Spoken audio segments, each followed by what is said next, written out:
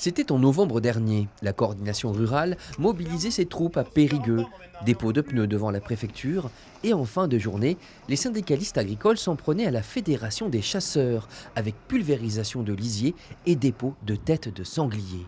Des actes auxquels on est habitué, mais qui impliquent ensuite des frais conséquents pour nettoyer les lieux. Plus de 50 000 € dans ce cas, payés par la Fédération des chasseurs de la Dordogne, qui en retour a porté plainte contre la coordination rurale, dont le président périgourdin, Rémi Dumort, a été entendu aujourd'hui par la police. La fédération de chasse qui a pris parti de nettoyer la rue de son propre chef se retrouve avec une facture de 58 000 € à payer et ne sait pas comment se dédouaner de cette facture.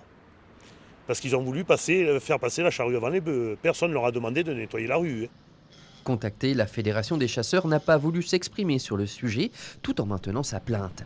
En février 2024, la Fédération avait déjà été visée par la coordination rurale lors d'une autre manifestation.